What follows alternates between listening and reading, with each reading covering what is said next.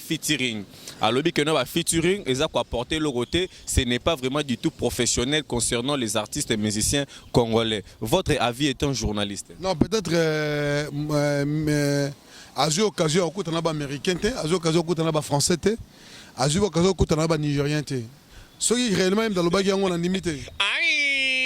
Non, la fin était quand même national zoleka. RTG a pris chaîne à mon nez gabana. Non, à la chaîne c'est comme on te coste. Mais on a pris un RTG, bon on a digital on legate. Et bon on a télé 50 on legate. Et bon on a na Congo Media Channel on legate. Open poli. C'est un impoli, moi je ne peux jamais couper ta solo naï. C'est pas bolagui, parce que c'est impoli. Mais ils ont ça quand même kobanga ozobanga kokota dossier on vit que basangani na ken piana ozobanga ba s'en charger non na presse. Mais Patrick a mon makelele na ONG Congolo. Bato ba premier précurseur ya Kuzu na kin. Espace Congolo. Hein?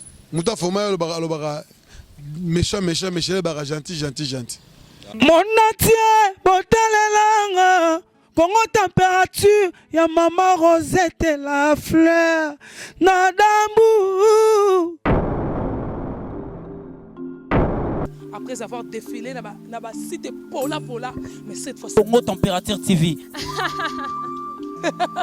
Désormais, suivez-nous sur cette chaîne. Congo Température TV. Congo Température. La patronne, Rosette, la fleur d'amour, chaîne à solo. Émission religieuse. Théâtre, musique, environnement. Émission sportive. Émission politique, donc, nulle part ailleurs. www.congotempérature.com. Pour nous avons information à temps réel. Congo Température.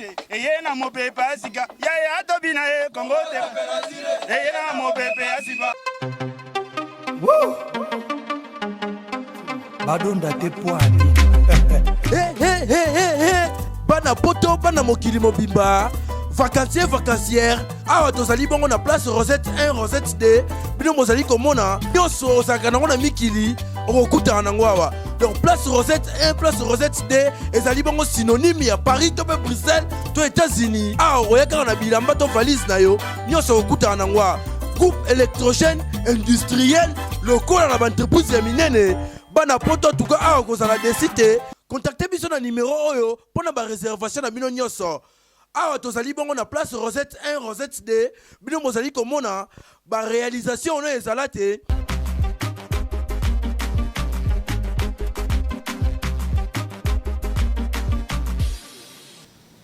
Merci bien très chers fidèles internautes qui nous suivent partout dans le monde sur www.congotempérature.com, site cher à Maman Rosette, la fleur d'Hambourg, votre humble serviteur René Abiri, le cardinal Mosengo de la presse, veut dire qu'autour toujours de l'actualité, il y a musique, il y a Congo, ainsi que de tous, sauf rien. Donc, tous allez à la commune Kitambo, derrière moi, c'est l'hôpital général de Kitambo et Sikawapi, dans le quartier à Gabana Basele, et Sikawapi René Abiri a vraiment les solos impact d'idéologie avec Gabana Basele. Donc chroniqueur, journaliste, professionnel de RTNC. Un très grand merci à Maman Chantal et Mampouya sans difficulté financière. Paola Schengen et Kilo à Londres, Annabelle difficile à garer. Merci à Cornelia Doussi Abadoussi, Yawili Moucheni, le véritable code mondial. Merci à celle qui contrôle, donc Lydia Kapajika, donc qui est depuis quelque part. Veut dire que Tozali Awa, donc Maman Fifi Lukala depuis Suède. Et Lojemouya, il y a le tout puissant, le patron des patrons. Donc veut dire que Tozali Awa toujours na Gabana Bassé, qui déjà qui fait déjà son entrée. Et je pars très rapidement pour lui dire bonjour Gabana Bassé. Bonjour René Abiri. Bonne santé. Quand on est au presse. Wow. Donc c'était normal. Tout ça, on est toujours vivre, on a rythme toujours à Kinshasa. On a tout on a suscité, on a internet. On a un peu stoppé parce que moi, ma bêtise les gars trop. On a décidé de les susciter, mais au moins. Le dimanche. Voilà. Voilà, au décider que Babilo ou les caractéristiques na émission parce que tu n'as rien à prouver na batu pour mutu bande ko discuter souvent sur internet. Blanchard Mosaka a présenté ba parcelle ba États-Unis pamba voyage belé mais Gabana basele. C'est par là que que tu n'as rien à prouver na batu internet au bolanda biso ezala na ba émission ezala na ba nini, tu ne fais pas des émissions ni avec un grand leader. Pour baloba qui que note mukolo rosala l'émission avec un grand leader. D'ailleurs na émission na Canal Mercure au tikala ko yambata leader morote na tindenge pe kangama. Voilà ça va aventure. Batala internet ba ebi émission na to na sara na TV. Avec ça on internet. Omoni ba wana propos lobby. Oh propos lobby eza e uta ipanana na ebse kiongo. Il y avait une polémique entre Yona Blanchard Mosaka. Donc il y avait une polémique entre Yona Blanchard Mosaka. Donc tu n'as rien à prouver à Blanchard Mosaka. Pour Blanchard Mosaka, la kiba parcelle, à la kiba marambo belé au appuyé, à zo en posséder de Ralobi que pour Yona yebo discuter malamu. Il faut vous présenter parce que lui il s'en sort. Qu'on présente Nini dans ton âge, je comprends pas. Qu'on présente Nini. Comprenez Nini, comprenez Nini, naneba. Et là Nini, oh, tu présentes Ganaï. Et là, vous présentez les meilleurs à dans la parcelle, naï. Au bibi no bossa, ne bossa. Tu sais ça émission ça sunaï. Tant ça na émission, que ça émission naï. Non. Mais cela n'a pas été bien que tant ou ça émission naï. Pour obéter la gamme solo naï. Le bal à l'action niveau parcellaire. La preuve on a bien on monnaie qui n'a les gars on a émission parce que sur la gaming avait Roger Kosama on avait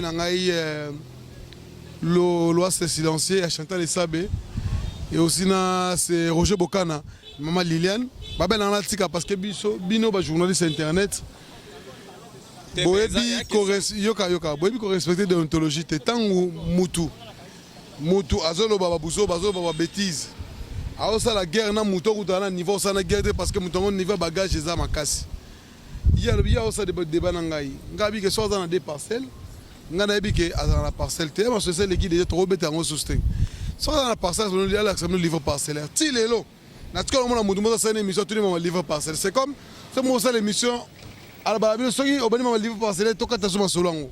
Donc, nous avons tout, nous avons battu. As musicien, as porte-parole, pas même simple porte-parole.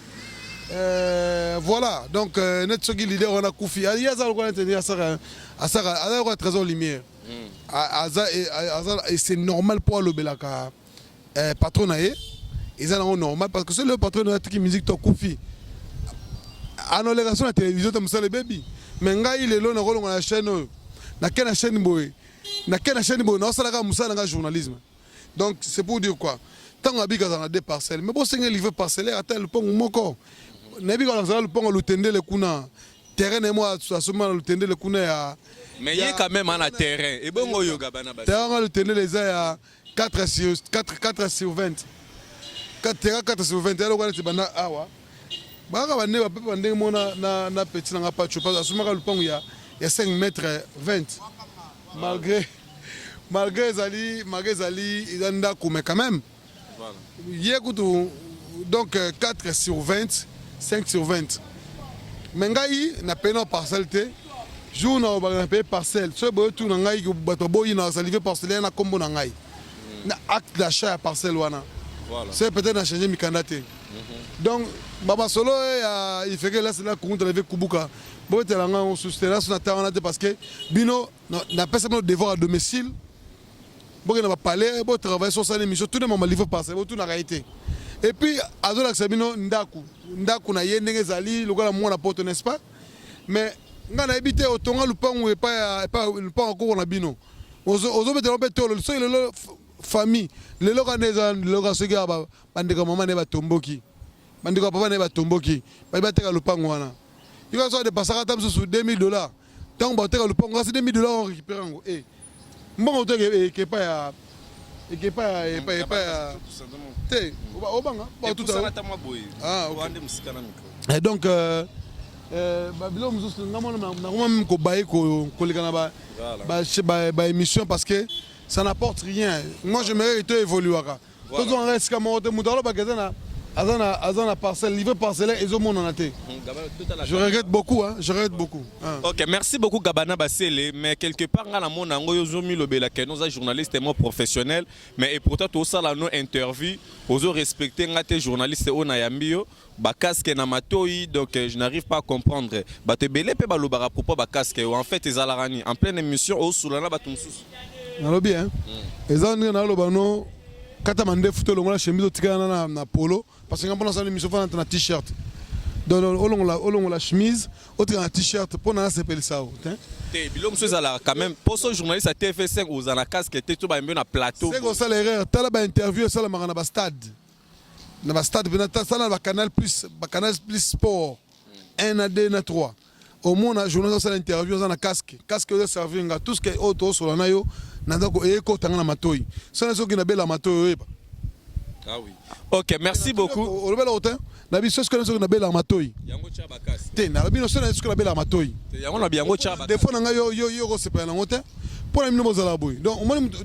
cela veut dire. Mais par respect, au cas où l'on la casse.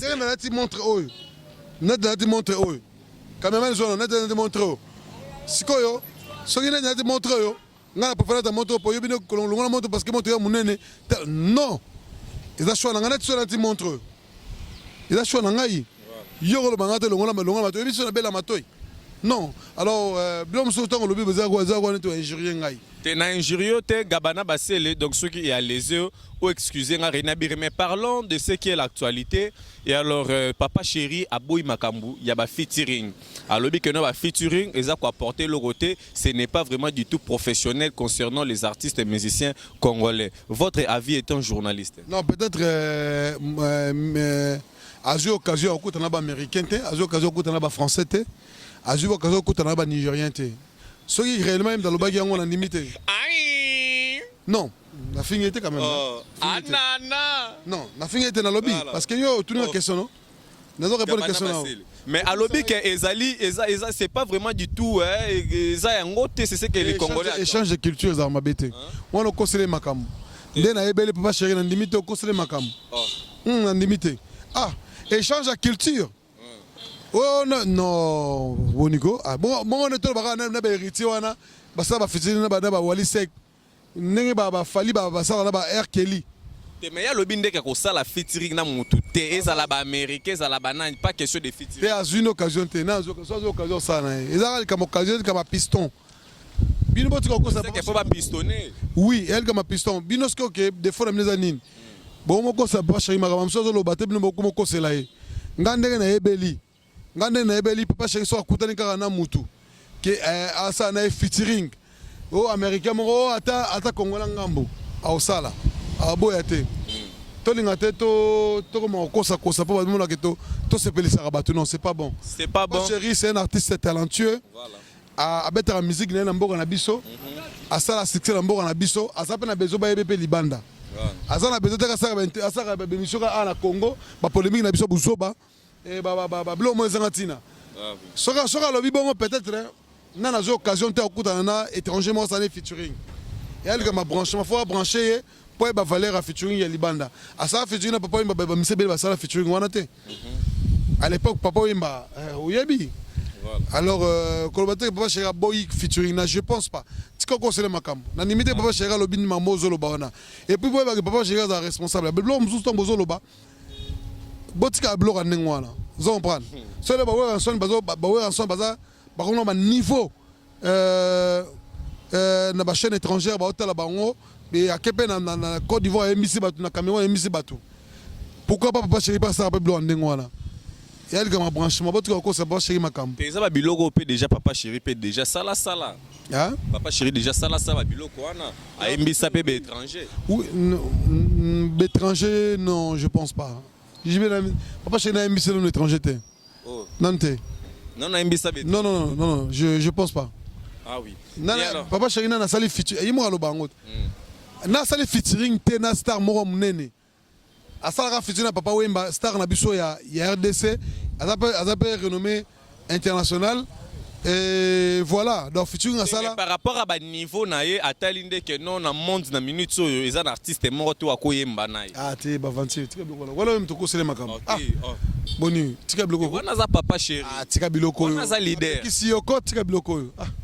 La personne au moins moto ko sele ba makamba. Hein? Aza responsable, c'est un grand artiste et puis il est le leader. Voilà. Biso na obita to ko la likama leader. Likama leader charismatique to ba pa naie. Babilo mususu ko lobango te pona to sepesaka bato ba tala biso. Eh, yo mutu yo to bala mutu ko ata DJ Rafata ye basa featuring. Et puis boy. Ok, merci beaucoup donc fidèles internautes bozolanda biso donc merci donc à maman Chantal Mampouya sans difficulté financière Lydia Kapajika, Naomi Dikasa qui nous suit depuis quelque part et alors Gabana Basele donc vous avez maman musika nanga Gabana Basele par rapport à Carthagé donc Fally Ipupa. Donc il y a un problème entre lui et l'RTGA. En fait, qu'est-ce qui se passe entre Fally Ipupa et l'RTGA? Non, ils ont un problème au bon baby. Mais ce qui est vrai que embargo soit appelé un artiste, ceux qui ont des chaînes à télévision, il faut à tout adhérer. On est embargo, tu es dans la chaîne moko et RTGA. Mais on est gagné la RTNC, on est gagné la chaîne belé. Et quand on RTGA pamba, on est gâté. RTGA pamba. Mais la chaîne nationale RTGA pesa chaîne na munene Gabana. Non, non, na RTGA pamba. Ya pamba te, za chaîne ya munene, chaîne internationale. Yoka, RTGA chaîne na munene. Ngai na to bien bien. Chaîne na munene. Omoni embargo o ezaka mabezali soki ba pression na chaîne nationale. Pour chaîne nationale ezali so ba na chaîne nationale, yeba ke ministre Mende yebi donc na média moto leka. Ale gane na RTNC. Ah, wana yebo bana ana chaîne comme notre cost. Mais on veut pesa mbako na RTG, bon on a digital on legate. Et bon on a télé 50 on legate. Et bon on a na Congo Media Channel on legate. Et bon on a abi comme la chaîne no Congo Température il y a la reine d'Hambourg. Est-ce qu'on legate? Est-ce que quand la reine d'Hambourg on se peut-être que concert fallait obéir contre la chaîne là. Je pense pas on a besoin de vanter. Mais ils ont une structure parce que musicien il faut respecter presse. Bon, on a tenu au scope et là on il fallait s'allier banate. Si les deux banate. Ce qu'il fallait à s'accrocher qui n'a journaliste moro ya RTGA. Pour na problème interne. Faut pas se suspendre. Docteur Bagena bebani na musicien on a un problème interne.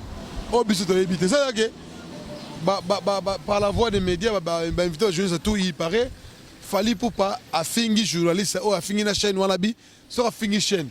Ah, wana ils ont mais so ils ont pas problème, il y a pambala, 30 ans tu t'es un directeur qu'on a sur la Fally. So ils ont un problème entre bango, mais ça peut limite un problème embargo, c'est grave, ça que ba sentiment na bango bon net pe nga ko na chaîne ngai mi sente la no legate y pas la chaîne nai.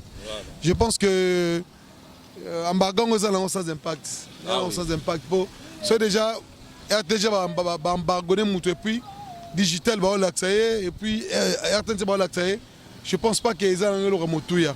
Voilà, il faut pas tout ce concert tout ba juste embargo on peut se pourquoi c'est ça qui est valable pour s'impliquer même mission à la seule problème t'as c'est l'autre ba problème numéro bo pesa embargo bon ya biso yani tout autant.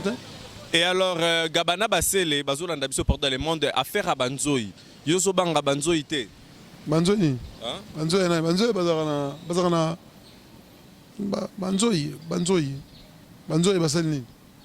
Donc pas tu RFI déjà je frappe. Mais ndego na yo ya presque quand même il fallait beaucoup taper dossier ngo bola muka. Il joue au beta yo. Na mi c'est moko quelconque non s'en charger nango. Pour finir no batute. Obi ngai na vandi mutu moko to sala émission mutu moko la poto kaka. Abeta ngali solo na yo. Mama Deborah et Bondo Kamanda. Ah oui que je salue. Pasteur. Na nani après un exemple il y a Yves Pan hein bofinga no batute nani Roger c'est Roger Kosama ndo il y a Roger Bokana les jeunes mariés monté maman Liliane. Voilà. Ba betela na lisolo na yo. Tu vois journaliste moko. Ça va. Banga ba douter et puis on peut sa information na excusez. Voilà. Information normale. Nga ko betela nga ba makambo masola mona na impolité. Ngai na ningu to beta masola na été tellement il est trop impoli, abanga mikoloté et puis il est trop impoli, trop impoli. C'est un impoli, moi je ne peux jamais ko beta ba masola na. Si ba bolagi parce que c'est impoli. Mais ezo sala quand même ko banga ozo banga ko kota dossier on fi ke ba sangani na ken piana ozo banga ba s'en charger non na presse. Mais au éviter ça tant qu'à l'internet sur le monde à ken piana a fini patch fini ken piana. Batita nengo ya ta ba 100 et ça la mara chaque année. Et ba ta best. Ngalam ta best. Au moins na so na poser. Ngala finga ba tout. Donc ce qui y est patch a finga ba to bolier. Yanga nini? So patch ata assistance ata na hôpital na ndenga bana kitambo gabana basi. Patch moi kitambo te. Patrick amona makelele na ONG Congolo. Bato ba premier précurseur ya Kuzu na kin. Espace Congolo. Espace que des ONG Congolo. Ba Kuzu na ba kota makelele. Et puis ba contribuer na malheur ya peuple belé. Et belé ba jeune fille bazo ba zemi kuna makelele ebité. Oh na ebité. Non, c'est un quintin. Yo mona bandal. Bandal ko. Yo ebité na makelele na ba jeune fille ba bota kasi ba zemi zo makunati. Oh. Oui, la plupart ba jeune belé bazo ba zemi kunati. Na karta banani. Te bang bazaki na nini ONG moko. Po ba sa ONG moko mais ONG bazaki ne pona ko sa place mo bana basi bazo ba zemi kuna. Bani ONG Congo so tuni so bisalaka bujum so kamera ke tuna kaka bakota ba makelele wana na ba sundi ba lubuzo tuni kaka espace Congolo te ONG Congolo bazali expert et puis précurseur en matière ya bakuzu ba jeune fille belé ba bota bana bobe kuna bakota ba na espace Congolo espace Congo te ONG Congolo. Ba jeune fille belé bazo ba zemi kuna. Donc et puis tellement à mon bazem belé zo makuna donc impolitesse na même na TV bon telaka muto a format ya fingai. Hein? Muto a format le bara méchant bara gentil. Ah oui. Au moins là mon niveau impolitesse papa no bi méchant yo bi gentil. Moi teni. Donc ezala ngoka idéologie quoi mais alors gabana basele na ya mabeto sola go mingi na Guilain Lokenie. Guilain depuis les États-Unis. Bah bien même petit on Patrick, a même poli pour tu pas boité. Au moins le monde mususu na bo bébé à sala buzo baté. Na bo bébé à vivre tete na comme moi ba avantage bien na ça que journalisme. Moi ba avantage à ça dans bana na États-Unis. Oui, bana légitime. Yo moso mona papa boti mona. Yo mo za mbunzu wa muno mnene mais moi na za ilongi plaza rate. Faut vérifier. On va vérifier. Aïe. Anana. Eh boy. Voilà. Ngana ebité ngana tikolo mona jamais mais moi na tikolo mona te. Mais quand même il y a bota quand même azana bana na États-Unis bana pembe. L'éducation net mutoko ngai jour robota na Bali. Bo mona nga ba benga papa na. Ka benga nga fo benga papa na. Hein? Papa na Gordon, papa na Freezer, papa na bon ben comme moi so na boti mona boye, bo ben papa na mwana wana. Donc voilà, donc ngai na ko masala ngai malembe. Donc voilà, nga ba to sanga. Voilà. Nga ba so nga ba to sanga monite. OK, merci beaucoup Gabana Basele. Sonné boye. Ce qui a siliki bo mona chef a quitté ba no bola, et pour ba bola to. Merci beaucoup Gabana Basele. Donc merci à Shadrack Discoret qui est là derrière la caméra. Cornelia Doussi, Abadoussi et Loge Mouya, ya Paola Schengen Kula Londres, Annabelle difficile à garer. Donc maman Fifi Lukala, Balobi donc Azola Napso depuis quelque part. Et alors Gabana Basele, affaire RTNC, c'est par là que nous chitons. Lélo, maman Nicole n'est plus. Donc Gabana Basele. Donc maman Nicole n'est plus quoi. Donc nakati ya RTNC. N'importe quel klaxon boy aussi problème hein. Alors maman Nicole Azali sert na biso. Voilà. Moussa les Sili, hein. Moussa les Sili, donc on ne peut plus causer toujours en arrière. Bah effort à Salaki, ton mission il faut qu'il a ça là. Soit réussi, soit réussi, nous t'a remplacé et c'est tout. Mais selon ce qu'il a fait, bah contrat kendela biso ko zela biso na ba chinois na o RTNC en partenariat et tout bah bilo wala tout tika la komona ata ni effet sur yango et après. Soit qui vrai banga batikaye. Banga tikaye azala wana. Mais comme balongoli c'est que ils en ont pas aventure. Grâce Gabana Basele. Donc, vous comprendre que Gabana Basele est toujours concentré dans Marambunae, quoi. Oh, peut-être. Voilà. Donc, voilà. Merci beaucoup, Gabana Basele. Donc, un mot pour la Batutu Bazolandayo. Mais, pour te chuter, vraiment bien, les journalistes, qui ont voyage, ils accompagner les musiciens. Mais ces derniers temps, ils avant, les journalistes, ils accompagner les musiciens. Mais Gabana Basele, ils ont considéré na voyage à un musicien mon côté depuis année où il bandi. Je m'en fous. Hein? Je m'en fous. Je m'en fous. Et puis, les obligatoires, tu as concerné dans le voyage à Batou. Et c'est intéressant, c'est important en France dans le voyage à Batou. On peut la voyage. Le voyage Angola, on a un visa de 7, 8, on a 4. Un artiste. Dans cette journée, on a Angola, la génération on a Angola pour les Batou. On a les seuls. La génération on a celle on a Angola pour les Batou. Et alors Gabana Basele. Il y a un seul journaliste en génération langa. On a Angola pour les Gabatutu. On a Angola 4 fois. La génération langa, on est aux Aliwana. La génération Baelelo. On a Angola pour les Gabatutu. On a 4 fois. On a Kabosé. On a Kabosé Fali. On a hérité 2 fois. D'ici là, on a Angola Moussoua. Voilà. On a Tanzanie 1 fois. On a Brazzaville.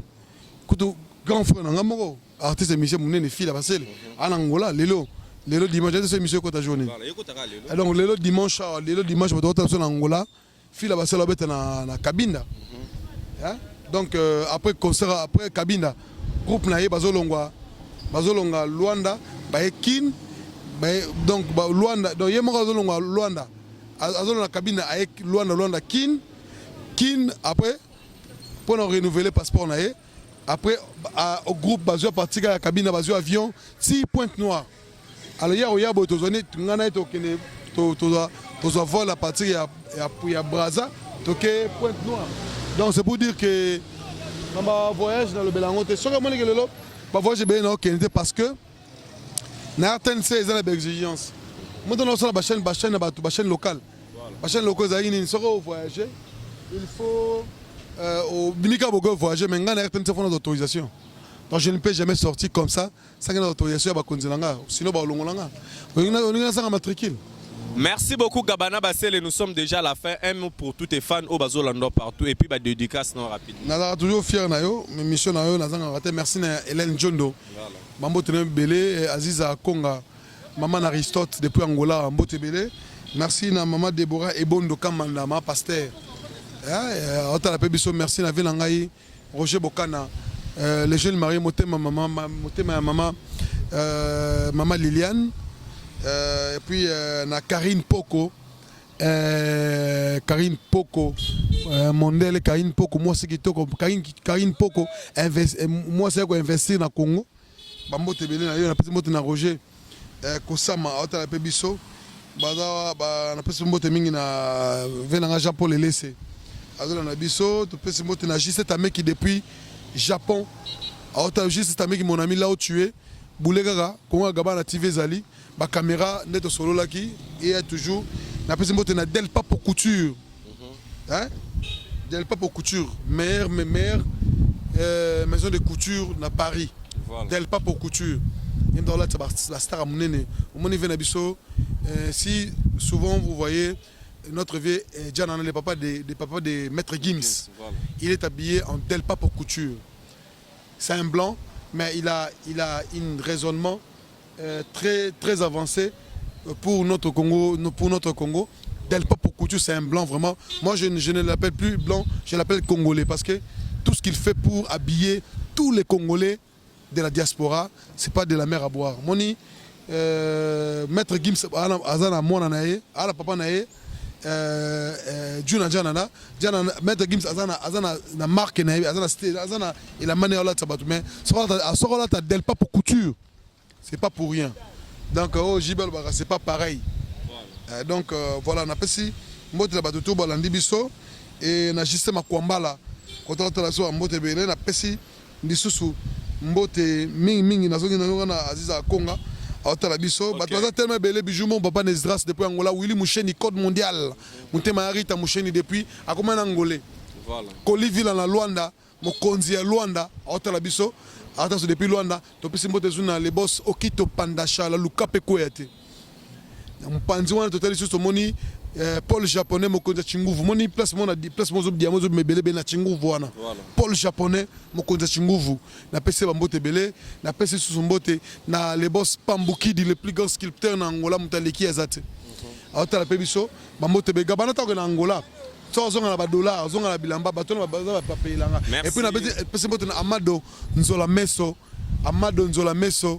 você meu Irmao de Curaçao. Merci beaucoup donc à Lydia Kapajika, merci à Chadra Discoret qui était là derrière la caméra. Merci beaucoup à maman Fifi Loukala, donc maman Chantal Mampouya sans difficulté financière.